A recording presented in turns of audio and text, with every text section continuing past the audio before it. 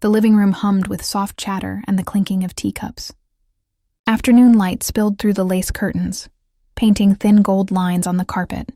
The mother sat quietly on the edge of the sofa, half listening, half lost in thought, when her son's voice sliced through the calm like a knife. "My wife put her in her place so she'd finally shut up," he said, his tone dripping with pride. The words hung in the air, bold, careless, and heavy with satisfaction. The mother blinked, unsure if she had heard him right. Her son's face was lit with an almost boyish grin, the kind he used to wear when he'd score the winning goal at school, but there was something cruel in it now. Something that made her chest tighten. Her brother, sitting in the armchair beside her, lowered his cup slowly. He didn't say a word, but his eyes flicked toward her with that sharp, knowing look he had, the one that always saw through people's masks. The mother's hand stilled in her lap, her fingers curling into her palms. She tried to keep her expression neutral, the way she had all her life when men around her spoke too loudly, and women learned to smile through discomfort. But her brother's silence pressed on her more than any words could. The son leaned back, stretching lazily. "You should have seen her, uncle," he continued, still chuckling. She didn't even raise her voice, just told her straight. Some people need to learn respect. The brother's lips twitched. "Respect, he murmured, his tone unreadable. Something in the mother's stomach turned. Respect. The word echoed inside her, cold and sharp. Who had her daughter-in-law put in her place? A neighbor? A relative? A friend? The mother wanted to ask, but her throat refused to open. Her son's tone, proud, boastful, made her afraid of the answer. The clock ticked steadily in the background, too loud in the quiet that followed. Her brother set his cup down, the clink startling her. He looked at her, really looked at her, and she knew he had understood what she hadn't yet dared to name. Her son glanced between them, suddenly uneasy. "What?" he said, defensive now. "I'm just saying, Ma always taught me not to take nonsense. That's all my wife did." The words landed like stones. For a moment, she thought she could still taste the sweetness of the tea, but it had turned bitter in her mouth. Something has shifted, she thought, in him, in this house, in the way love speaks now, sharp instead of soft. Her brother leaned forward, elbows on his knees, and said quietly, "Careful, boy. Sometimes the lesson you think you've learned isn't the one you were taught." The son laughed it off, but the air didn't recover. The mother smiled faintly, because it was the only thing she could still do, even as her heart whispered the question she was too afraid to ask. Who was she talking about? She already knew the answer. It hadn't always been this way. There was a time when her son, Rohan, used to come home and sit cross-legged on the floor beside her, his head bent over her lap as she ran her fingers through his hair. He would talk endlessly, about his college days, his friends, his dreams. His laughter had once filled this house like sunlight. Those were the days when even silence felt warm. But marriage had changed him in quiet, invisible ways. Not all at once. Little by little, like a slow leak no one notices until the room is flooded. At first, the mother had loved Aisha. How could she not? The girl was polite, well-spoken, with a gentle smile and a respectful tone. When Rohan brought her home for the first time, she had touched the mother's feet and called her ma with such sincerity that it made her eyes sting. There was a lightness about her, an energy that made Rohan's eyes sparkle again. For a while, the house felt young. The mother remembered that first Diwali after their wedding. Aisha had insisted on taking charge of the decorations. "Ma, you've done it alone for so many years," she had said, her voice sweet as syrup. "Now let me take care of it. You should rest." The mother had smiled, grateful, even touched. But as she watched from the corner of the room, she realized taking care meant doing everything differently. Brighter lights, scented candles instead of diyas, store-bought sweets instead of homemade laddus. When the guest praised the new look, Rohan beamed proudly at his wife and said, "See, Ma? Modern touch. Just what the house needed." He hadn't meant it cruelly, but it pierced her all the same. She had forced a smile, swallowing the small ache that came with being replaced in her own rituals. Days turned into months, and the little moments grew sharper. Aisha's laughter had a way of cutting without seeming to. "Oh, Ma," she would say, chuckling, "you're too old-fashioned. These things don't work like that anymore." Or, "You worry too much. You should just relax." Like we do. Always said with affection, never outright disrespect, yet leaving a bruise that no one else could see. The mother began to withdraw quietly, the way older women often do, stepping back so they wouldn't be accused of stepping in. She told herself this was natural, that children must make their own space. But her brother Dev noticed. He always did. "You're fading from your own home," he said one evening, while they were having tea in the veranda. His voice was gentle, but his eyes were steady. "Don't make yourself so small that they forget who built the walls they live in." She had smiled faintly. "You sound like our father." "Maybe because he watched our mother do the same," Dev said. "And you swore you wouldn't repeat it." The mother sighed, her eyes on the sunset bleeding into the horizon. "I'm not her, and Rohan loves me." "I know that." Dev didn't argue. He only hummed, a sound halfway between agreement and warning. Over the next months, she began to see it, how easily Aisha guided her son, how subtly she claimed decisions as her own. "We've decided to change the furniture," Rohan would say. "We're thinking of traveling next month." We. That small word, said with love, carried the weight of distance. It wasn't that Aisha was cruel. She was simply confident in a way that made others feel smaller, and Rohan, so eager to please, began to mirror her tone, polite, patient, but faintly dismissive when speaking to his mother. One Sunday morning, while setting the breakfast table, she heard Aisha laughing on the phone with a friend. "Oh, you know how mothers are, Neem. They always think they know best. I just had to show her politely that times have changed." The mother paused mid-step. The words weren't meant for her, but they reached her anyway. She smiled to herself, a sad little smile, and kept placing the cups. When Dev visited, he watched the quiet dance of tension in the house. Rohan spoke with an air of authority now. Aisha corrected small details in her mother-in-law's stories, always with that soft, condescending tone that could be mistaken for kindness. Dev rarely interfered, but his silences were louder than words. One evening, when Rohan left the table to take a call, he looked at his sister and said quietly, "You're letting them right over you." She shook her head, forcing a small laugh. "I just want peace, Dev. I don't want my son to feel torn between us." He gave her a long look. "Peace built on silence isn't peace. It's surrender." The words stayed with her long after he'd gone. Then came that afternoon, the one that still burned fresh in her memory. Rohan's proud voice, the laughter, the boast. My wife put her in her place so she'd finally shut up. At first, she had been confused. The casual cruelty in his tone didn't fit the boy she'd raised. She had told herself maybe it was about someone else. A neighbor, a relative, some trivial family quarrel. But that evening, as she cleared the dishes from the dining table, Aisha's phone buzzed. The screen lit up, a message preview flashing briefly. "Good job with Ma today. You handled her perfectly." Her hands froze mid-air.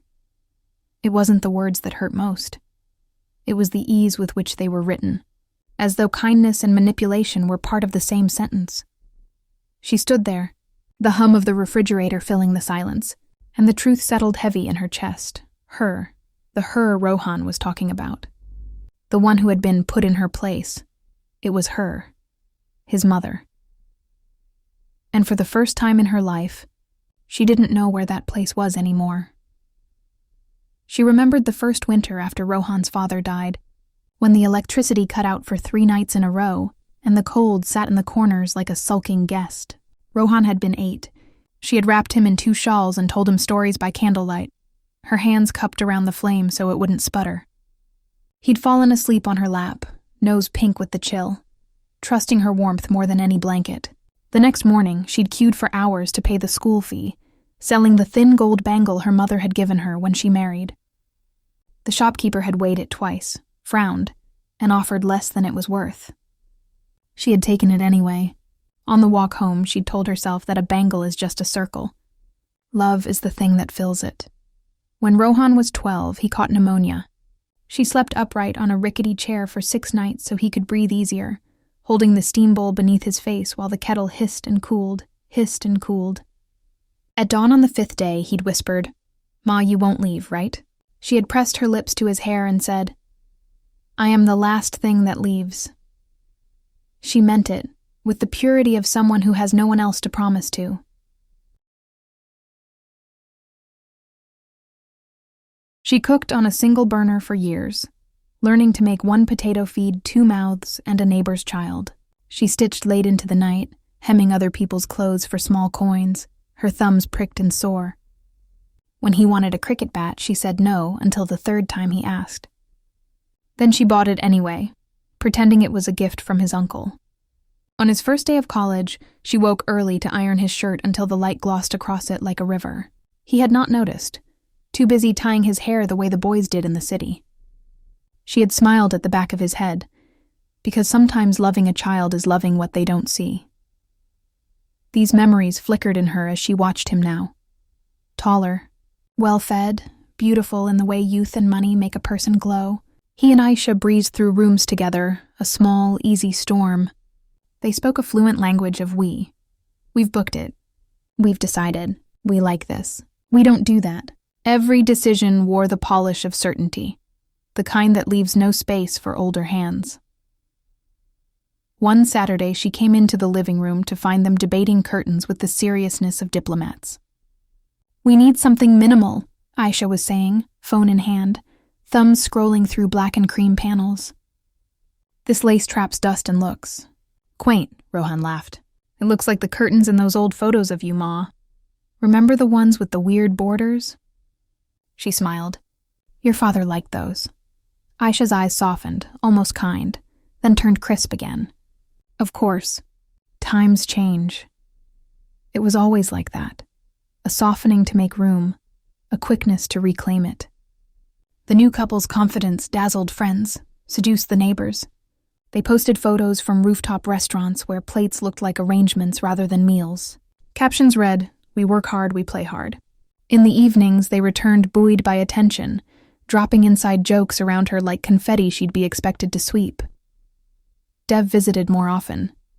He would sit with her on the veranda, elbows out, hands clasped, the way men sit when preparing to rearrange their thoughts. He did not criticize. He watched.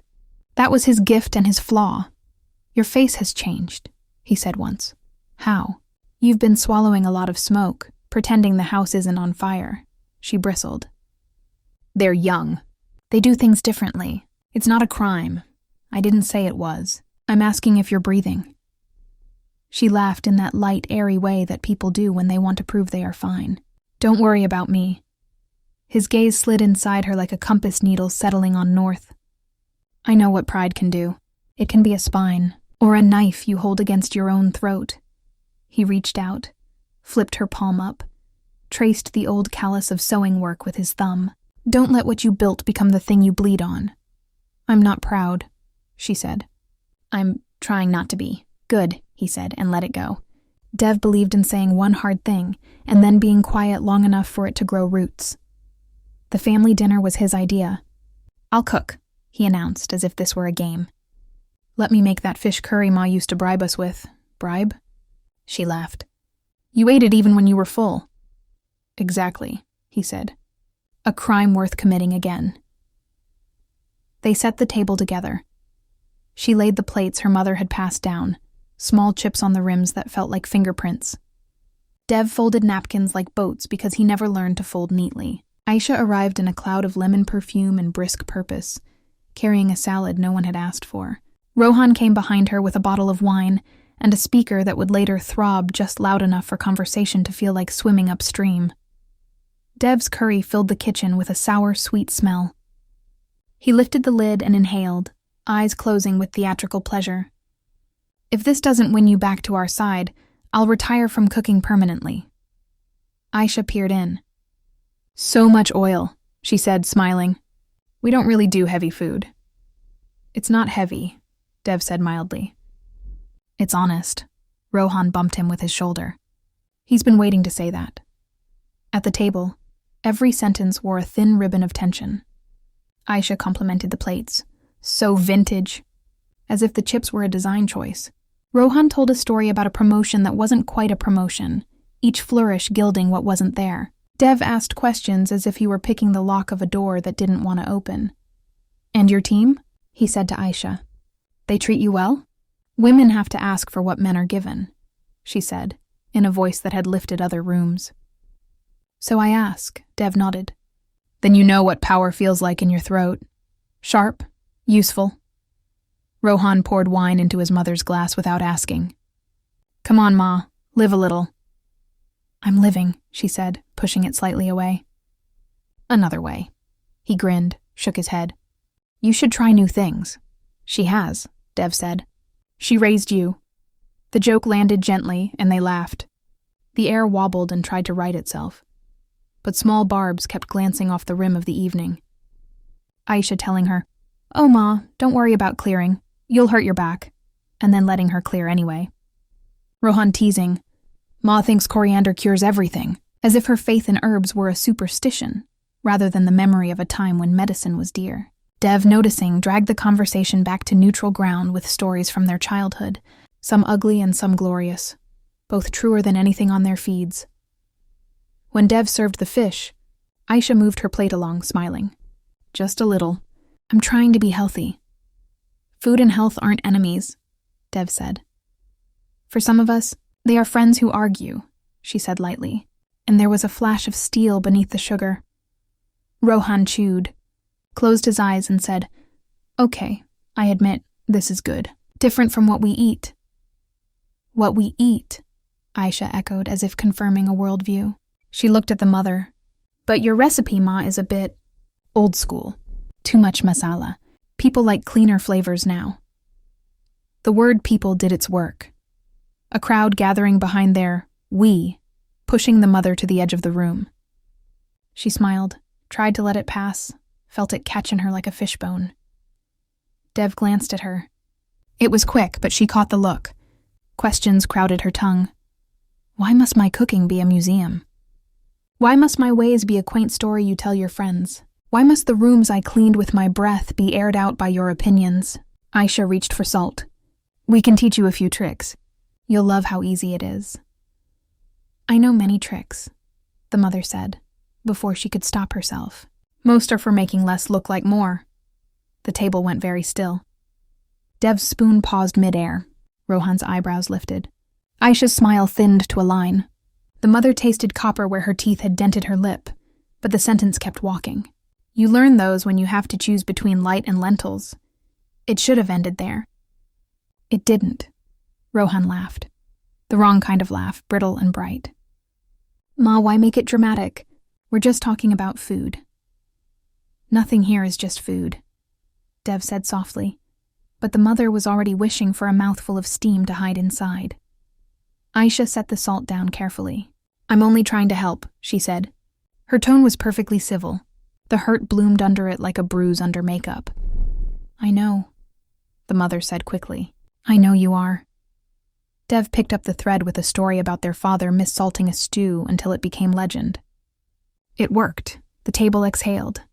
They ate. They made small talk.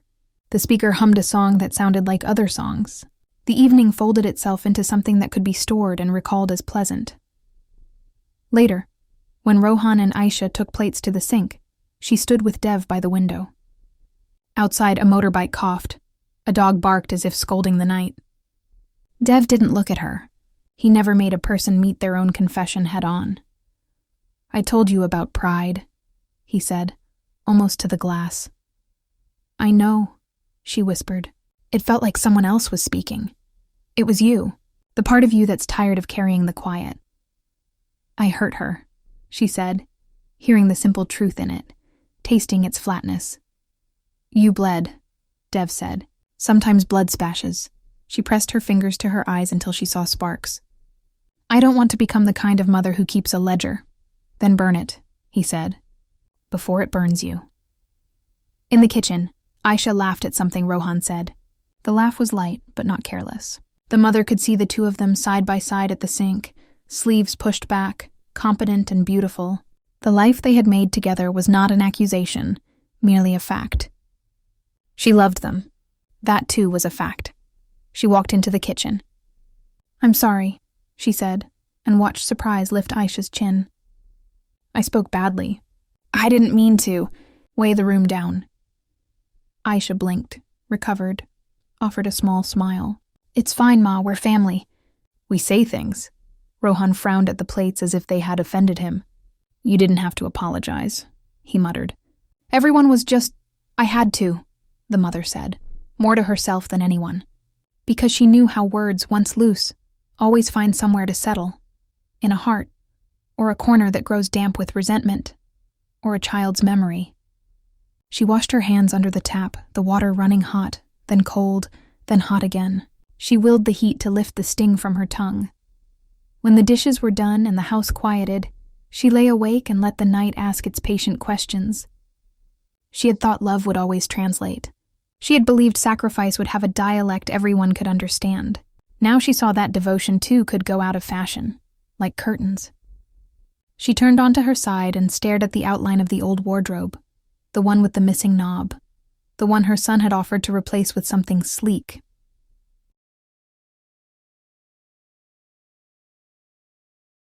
In the morning, she resolved to be gentler, to listen more, even when the words were medicine with a bitter coat, to speak less, unless her words could hold rather than slash.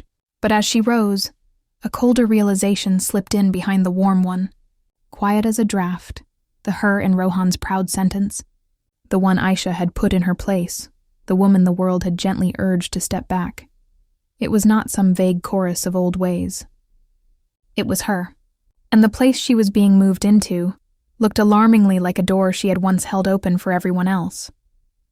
Dev arrived without calling, which was how he had always arrived, appearing like an old truth that refused to fade.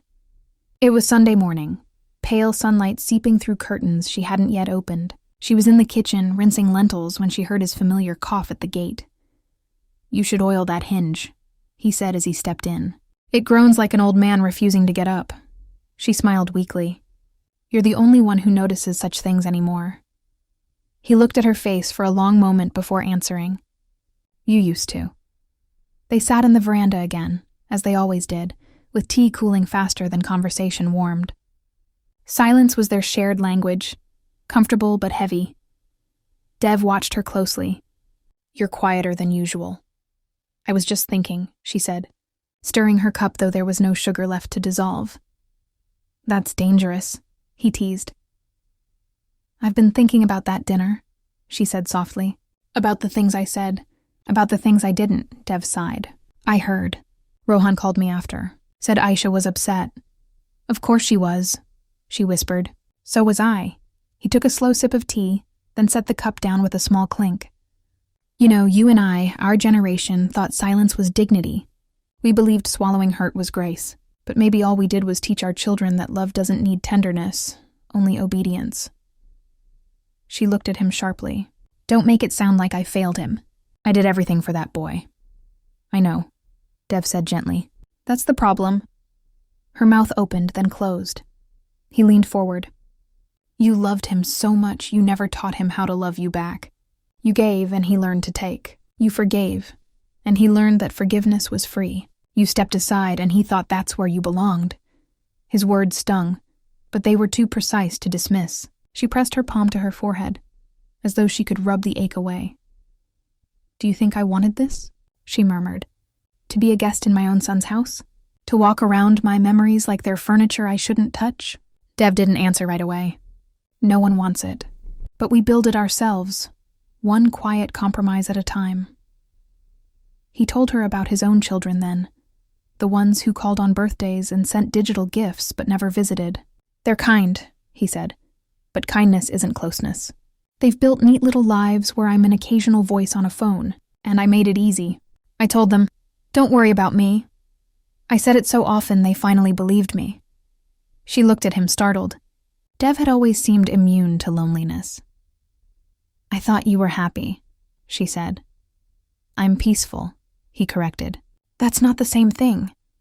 He smiled without mirth. It's the quiet after a storm, not the calm of a garden. The mother stared at the tiled floor, tracing a crack with her toe. Maybe this is what happens to us, Dev. We become the silence that built our families. He nodded. Yes, and sometimes silence becomes the poison we keep drinking because it tastes like pride. The words echoed between them. She thought of her husband, how they had lived like two respectful strangers for years. Their love had been steady but wordless, full of duty but short on affection. She had assumed Rohan would grow up to love differently, that he would speak warmth instead of performing it. But maybe he had learned by example, the stoic tone, the restrained emotion, the unspoken hierarchy of men above women, children above mothers once they had wives. He's only repeating what he's seen, Dev said, as if reading her thoughts. We were raised to believe love must hurt a little to be real. That serving was the same as being valued. She rubbed her palms together. So what do I do now? Stop caring? No, Dev said. Care differently.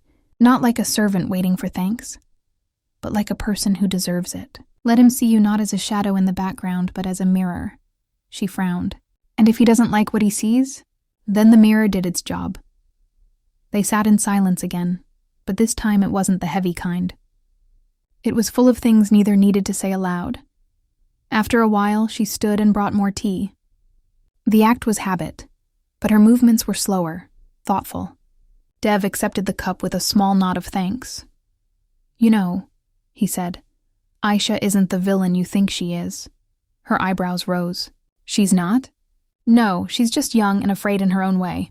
Afraid of not being enough, of living in someone else's story. So she writes her own, even if it means erasing a few lines from yours. That's cruel. It's human, Dev said simply.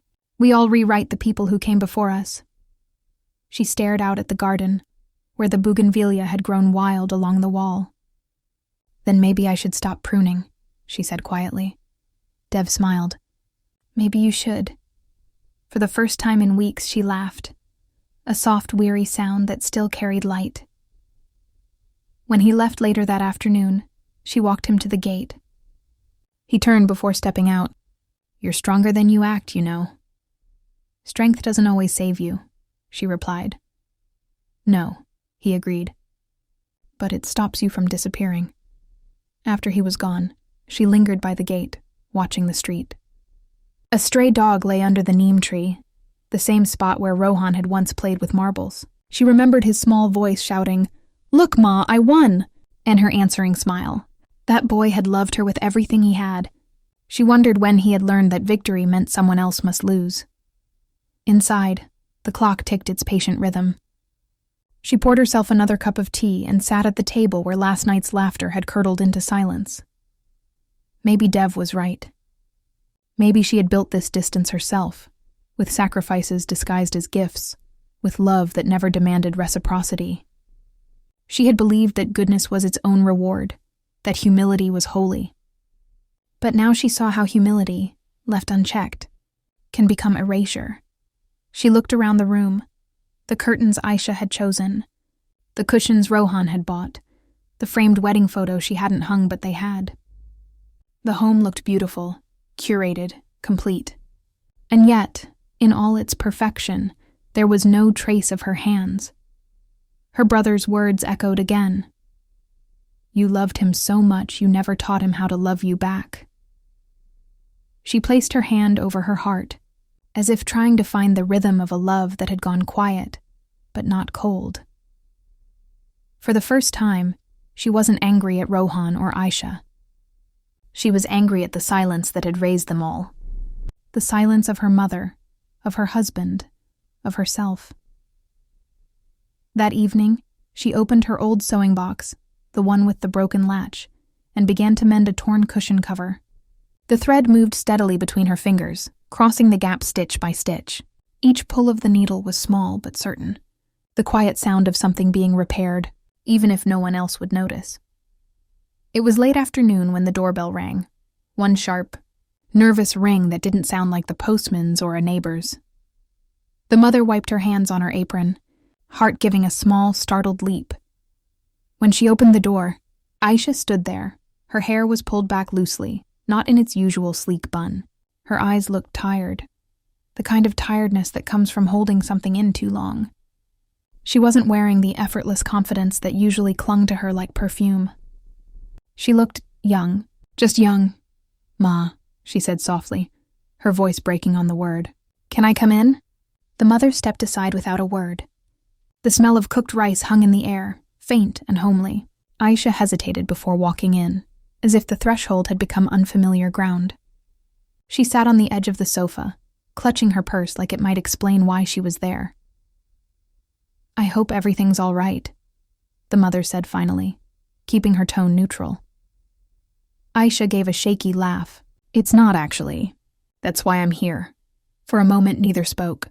The clock ticked loudly, every second stretching the silence between them. Then, as if the stillness gave her permission, Aisha began to talk. "Rohan's been angry," she said quietly. "He won't say it, but I can feel it. Ever since that dinner, he's been cold. I tried to ask what's wrong, but he just says, 'You wouldn't understand.' And last night he snapped at me, said I make things harder for him. I don't even know what he meant." Her hands twisted the strap of her purse. "So I thought maybe you'd know. Maybe you could tell me what I did wrong." The mother sat opposite her, feeling a strange pull in her chest. For a second, she wanted to remind her of every small slight, every careless smile, every word that had stung. But when she looked at Aisha's face, drawn, uncertain, she saw something different. Not arrogance, but confusion. Not cruelty, but exhaustion. She poured 2 cups of tea out of habit. The act steadied her. "I don't know what you did wrong," she said gently. "But I know what I did." Aisha looked up, surprised. "I stayed quiet," the mother continued, "when I should have spoken. And I spoke only when my silence had already turned bitter." The younger woman blinked, her lips parting as if to argue, then closing again. They sat like that for a while, sipping tea that was too hot to drink comfortably. Finally, Aisha exhaled. "I didn't mean to hurt you, Ma. I really didn't." "I believe you," the mother said.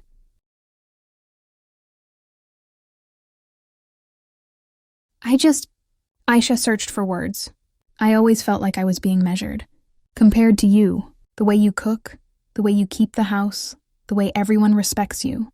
Rohan always says, 'Ma never did it that way,' or 'Ma wouldn't have forgotten.' And She stopped, eyes wet. "I started to hate that version of you he kept in his head. Not the real you, the perfect one." The words landed softly, but they hit hard. The mother thought of her own younger self, newly married, standing in her mother-in-law's kitchen, trying not to spill oil on her sari. Her husband had once said, "Amma never wasted anything." She had smiled politely, swallowing the small shame that bloomed in her chest. That memory had yellowed with time, but it had not faded. "I understand," she said quietly. "It's hard living in someone else's shadow. Even harder when that shadow loves the same man you do." Aisha's breath caught. "I didn't mean for it to feel like a competition." "It always feels like one," the mother said, her voice soft but sure. "For every daughter-in-law, we walk into homes where the walls already have stories, and we try to write our own without erasing anyone else's." Aisha nodded slowly, tears finally spilling over. "You must think I'm selfish." "No," the mother said. "Just human." A small sound escaped Aisha, a half sob, half laugh. "Rohan always says you're the kindest person he knows." The mother smiled faintly. "He says that, but he doesn't always act like it." They both laughed then, awkwardly, but genuinely. The mother stood and brought out a plate of sweets. "You haven't eaten, have you?" Aisha hesitated. "I'm not really—" "You don't have to finish it," the mother interrupted. "Just eat one. It helps the heart talk." Aisha smiled, took a piece and chewed quietly. The sweetness seemed to calm her. After a few moments, she said, "I know I can be proud. I think I came into this house wanting to prove something. That I wasn't just Rohan's wife. That I could belong here in my own way. And instead," the mother said, "you felt like a guest." Aisha nodded. The mother's gaze softened. I think we both made the same mistake, dear. You tried to take care of everything, and I tried to stay out of your way. But in a family, too much distance can wound as much as too much closeness. For a long while, they sat in quiet understanding. Two women bound by love for the same man, both a little lost in how to express it. Aisha finally spoke again, her voice small. Do you ever regret stepping back? Every day, the mother said honestly. But sometimes stepping back is the only way you know to protect what you love. Aisha looked down. Maybe that's what I'm doing wrong. I keep stepping forward, even when I should stop. Or maybe, the mother said, we both just forgot how to walk side by side. The silence that followed wasn't the old, heavy kind.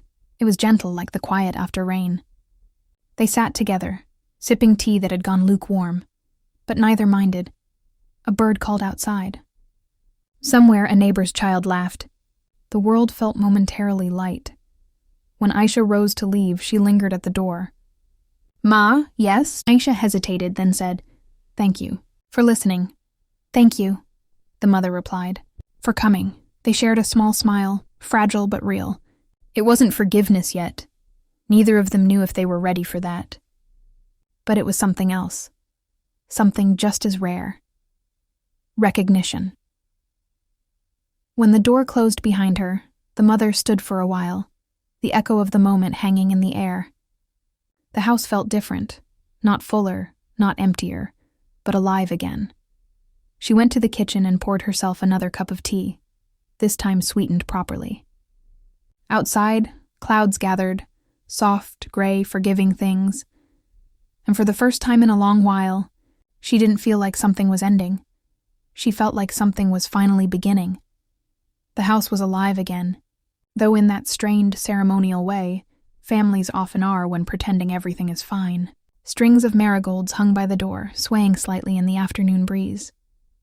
The dining table gleamed, layered with dishes that smelled of effort more than celebration. It was Rohan's birthday. 32.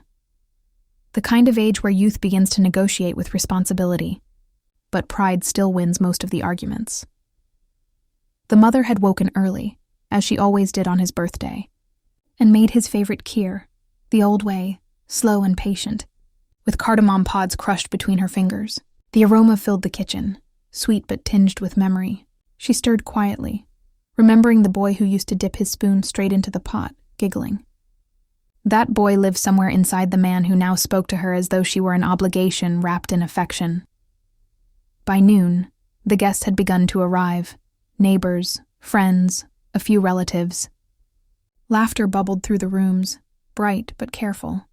Aisha moved between them gracefully, refilling glasses, adjusting plates, smiling the practiced smile of a hostess who wanted everything perfect. The mother watched her with a strange mixture of pride and ache. There was a time when that had been her role, the invisible orchestrator of comfort. Now she stood near the wall, her hands folded, her presence both welcome and unneeded. Dev arrived last, his usual slouch at the door, holding a small, poorly wrapped gift. I hope it's something you'll like, he told Rohan. If not, it's something you'll learn to like. Rohan laughed, hugging him.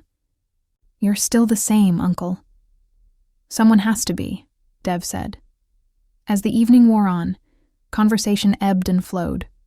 Light topics, jokes about traffic, the latest cricket match. No one mentioned the dinner from weeks ago. No one spoke of the tension that had quietly redrawn the house's boundaries. Even Aisha, who had visited since then and shared a tentative peace with her mother-in-law, avoided eye contact too long. The mother moved through it all like a shadow. She poured tea, nodded at compliments, smiled at things that weren't funny. Inside her, something old and steady was shifting, not breaking but realigning. Dev caught her eye once across the room and tilted his head slightly, a question she didn't need words to answer. When dinner was served, everyone gathered at the long table. Aisha sat beside Rohan, Dev across from the mother. The plates gleamed, the food looked lovely, and yet the air felt too clean, too deliberate, as if everyone had agreed to keep their voices an inch lower than natural. Rohan raised his glass. To family, he said, forcing brightness into his voice. No matter how crazy we get. Laughter scattered weakly around the table. To family, Dev echoed, lifting his glass. And to the truth we sometimes choke on. A hush fell. Even Rohan's smile faltered. The mother looked at her brother, then at her son. The clatter of cutlery, the hum of conversation. It all seemed distant now, like background noise to a scene that had been waiting too long to unfold. She set down her spoon. "Rohan," she said softly. He turned toward her, caught between unease and affection. "Yes, Ma?" Her voice was calm but clear. "I want to say something." Aisha's eyes flicked up immediately. Dev's gaze steadied on his plate, as though giving her privacy within the crowd. The mother folded her hands together. "For a long time I've been quiet. Maybe too quiet. I told myself it was out of love, or respect, or patience. But silence," she paused, "can rot even good things if you hold it too long." Rohan frowned slightly, unsure where this was going. "Ma, if this is about—" She raised a hand gently. "Let me finish." He nodded reluctantly. "I have watched this family change," she said. "And change is good. Necessary. But somewhere along the way we stopped seeing each other. We started winning instead of understanding. We measure love in victories now. Who got the last word? Who was right? Who was respected more?" The room had gone still. Only the ceiling fan hummed, steady as her heartbeat. "I am not proud of who we've become," she said finally. "Not because of mistakes or arguments, those are natural, but because we stopped listening with kindness. Because pride has made strangers out of people who used to finish each other's sentences." Her words hung in the air, heavy, but not bitter. They carried no accusation, only truth. Rohan's jaw tightened. He looked down, fingers tracing the rim of his glass. Aisha stared at the tablecloth, eyes glistening. "I don't want apologies," the mother added. "And I'm not asking anyone to change overnight. I just want us to remember who we were before all this noise. Before we forgot that love doesn't need to prove itself." She let out a slow breath. The silence that followed was vast but clean, the kind that clears a room rather than suffocates it. Dev reached across the table and laid a hand over hers. It was a small gesture, but it steadied her like an anchor. "Well said, little sister," he murmured. Rohan looked up then, his face unreadable. For a moment their eyes met. She searched his gaze for anger, for remorse, for anything she could name. But what she found instead was uncertainty, the fragile awareness of someone suddenly seeing a reflection they didn't recognize. He didn't speak. He didn't need to. His silence for once was not dismissal. It was thought. Aisha reached for his hand under the table, their fingers brushing lightly. The mother noticed, and instead of the familiar sting, she felt a strange, quiet relief. Maybe this was what beginning again looked like. Not grand apologies, not declarations, but small gestures that carried the weight of intention. Dev broke the silence with an easy laugh. "Well, since we're being honest, I think your mother deserves the last slice of cake for that speech." Everyone chuckled softly. The spell loosened, but it didn't disappear. The evening unfolded gently after that. Conversation resumed, slower but warmer. The laughter that returned had texture again, not the hollow brightness of politeness. Rohan poured his mother another glass of water without being asked. Aisha served her a piece of cake with a quiet smile. Little things, almost nothing, yet everything. Later, when most of the guests had gone and the night had thinned into calm, the mother stood in the doorway, watching Rohan and Aisha clear the table together. Their movements were synchronized, familiar, almost tender. Dev joined her, hands in pockets. "You did well," he said softly. "I just told the truth," she replied. He nodded. "Sometimes that's the hardest thing to do." She smiled faintly. "Do you think he heard me?" Dev looked toward Rohan, who was laughing at something Aisha said, his face softer than it had been in months. "I think he's trying to." They stood in silence, side by side, two witnesses to something unspoken but real. Before leaving, Dev squeezed her hand, his thumb brushing the back of it. "You found your voice," he said. "Don't lose it again," she nodded. "I won't." When the house finally went quiet, she went to her room and sat on the edge of her bed. The moonlight pooled on the floor, silver and gentle. She thought of all the words she'd swallowed over the years, and how one night of truth could set them free without bitterness. In the next room, she could hear Rohan and Aisha murmuring, their voices low, their tone no longer sharp. For the first time in a long while, she didn't feel outside their world. She felt part of its rebuilding, and as she lay down, eyes closing, her brother's words echoed softly in her mind. "You loved him so much you never taught him how to love you back." Maybe, she thought, tonight was his first lesson.